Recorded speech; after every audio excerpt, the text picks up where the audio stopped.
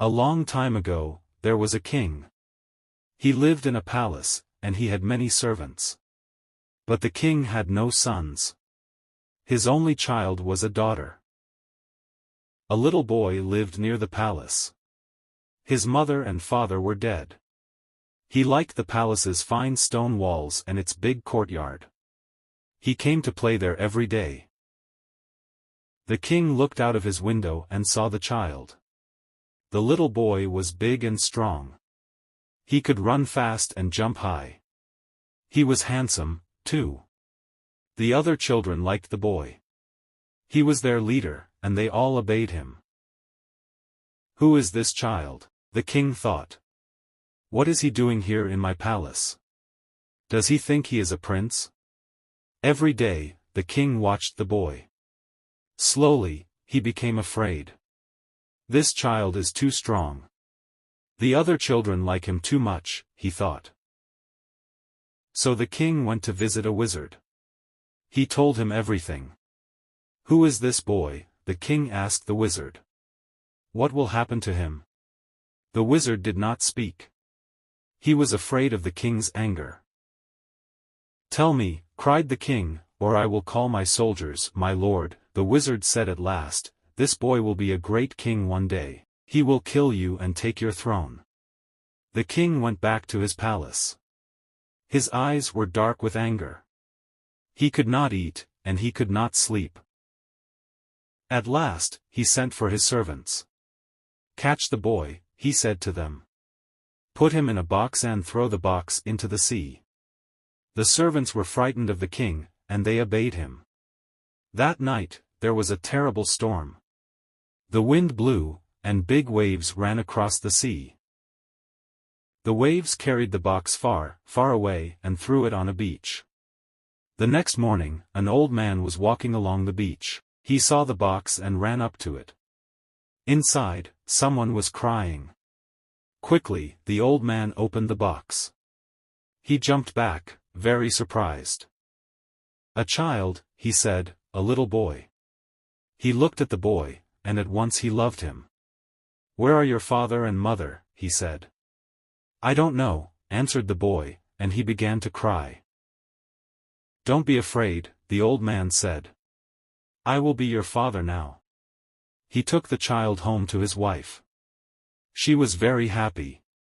After all these years, she said, God has given us a son. We will call him Zeta, because we did not expect him. 12 years passed. For a long time, there was peace in the land, and the king stayed in his palace. But then, one day, a war began. The king began to travel to the most distant parts of the country. One day, he came to the house of the old man and his wife. The old man welcomed the king. Hurry, he said to Zeta. Bring some water and wash our guests' feet. Zeta ran to find water. He washed the king's feet. The king smiled at Zeta. He liked him. Here is a fine, strong young man, he thought. He works hard for his father, and he shows respect for his father's guest. Your son is a good boy, he said to the old man. This boy is not my son, my lord, the old man said. He came to us from the sea. What? Said the king.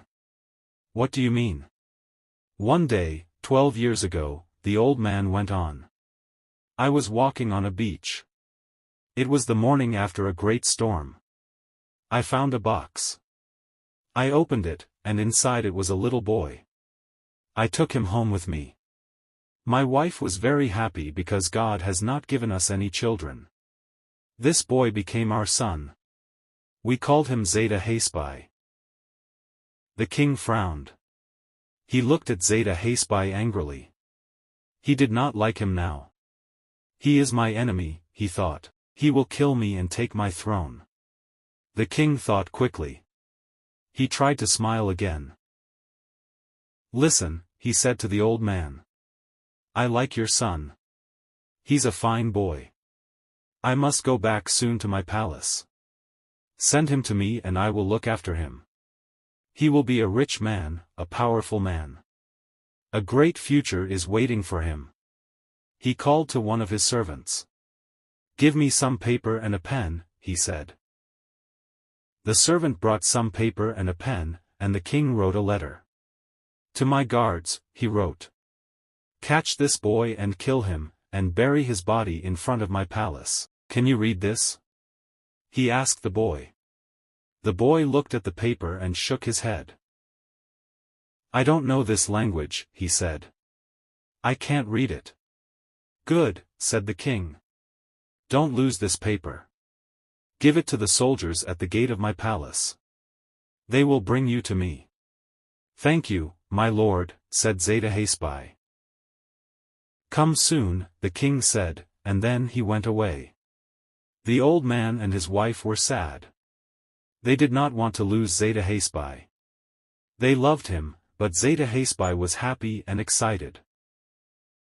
"When can I go to the palace and see the king, father?" he said every morning. "Can I go today?" "Not yet, my son, not yet," the old man answered. At last, the old man and his wife agreed. They called Zeta Haspy to them. "Our dear son," they said. "We can't keep you here any longer.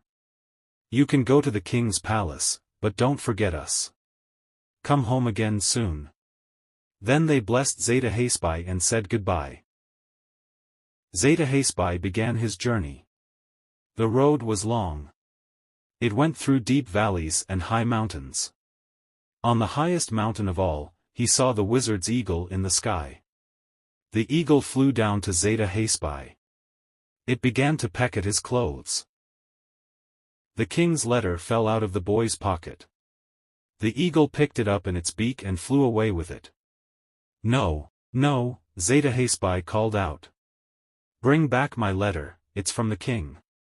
But the eagle had already gone. Zeta Haspy sat down on a rock. He was unhappy.